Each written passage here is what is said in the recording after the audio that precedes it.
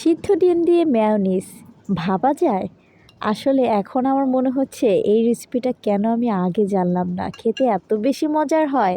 তো প্রথমে হচ্ছে এখানে 2টা সিদ্ধ ডিম নিয়ে নিয়েছি। এখানে যদিও একটা ডিম একটু ফেটে গিয়েছিল, তো কোনো ব্যাপার না, 2টা ডিম দিয়ে হচ্ছে আমি খুব সুন্দর মেয়োনিজ তৈরি করে ফেলবো।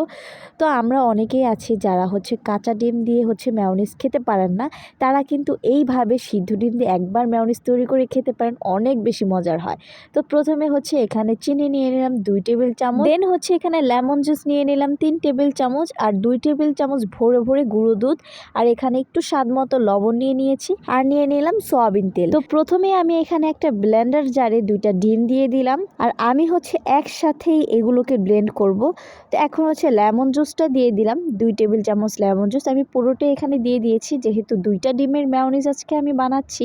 এখন ওই যে লবণটুকু দিয়ে দিলাম, তো আমি স্বাদ মতো লবণ দিয়েছি, যদি আমার কাছে কম মনে হয় তাহলে আমি আরেকটু দিয়ে দিব। আর এখানে গুঁড়ো দুধ দিয়ে দিলাম 2 টেবিল চামচ একদম ভরে ভরে, আর এখানে চিনি দিয়ে দিলাম, তো পুরোটুকু চিনি দিলাম না আমি।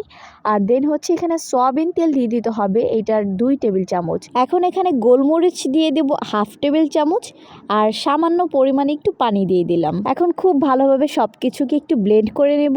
আর সিদ্ধ ডিমের এই মেয়োনিজটা তৈরি করলে একদিক দিয়ে সুবিধেই আছে, কারণ বেশি পরিমাণে তেলের কোনো দরকার নেই, আপনি হচ্ছে সামান্য একটু তেল দিলেই হয়ে যায় কিন্তু।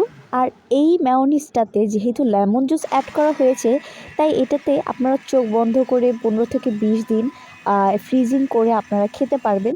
এই তো আমার মেয়োনিজটা হয়ে গেছে, মেয়োনিজটা কিন্তু আমি এখন ঢেলে নিলাম। এই তো দেখেন আমার মেয়োনিজটা কত বেশি সুন্দর হয়েছে, দেখে কিন্তু বোঝা যাচ্ছে কত সুন্দর থিকনেস আর স্মুথ একটা ভাব। আর এটা কিন্তু দেখতে আর খেতে পুরো হুবহু রেস্টুরেন্টের মতো। আমার এই রেসিপিটা কেমন লাগলো তো অবশ্যই জানাবেন। আল্লাহ হাফিজ।